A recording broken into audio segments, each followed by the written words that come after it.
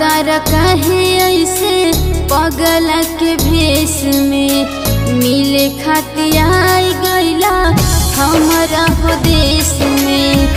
काहे खातिर छोड़ला अपन घरवा ए अरवा हमारा तू अइला ससुरवा ए अरवा हमारा तू अइला ससुरवा।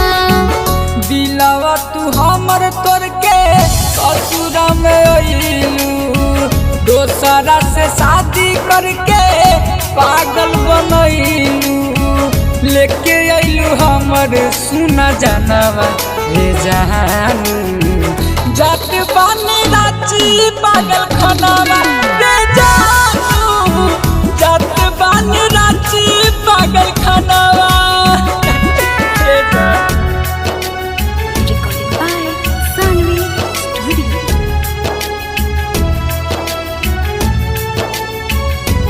म्यूजिक बाय नीजू निर्मल।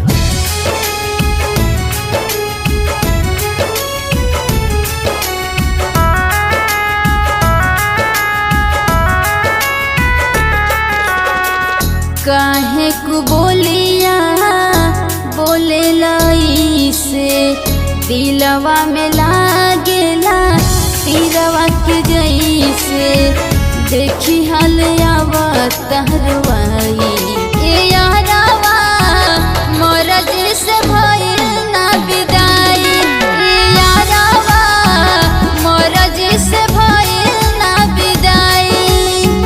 हमारा से धोखा करके शादी तू रचैलू दोसरा के नामवा के सेनुरा सजैलू हमारा से कोई के जुदाई ए जानू दे दाना मुए के दवाई ए जानू दे दाना मुए के दवाई।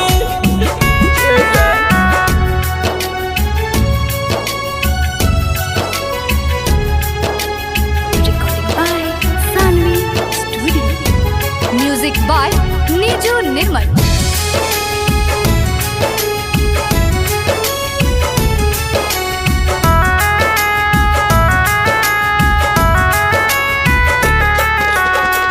मड़वा में हमारा तू मिल नहीं अइला प्रथम मितल नहीं मुहवा देखैला तुरे दिल रुचि कह के दिलवा ए यारवा बुझला नया के हमर खिलवा ए यारवा बुझला नया के हमर खिलवा।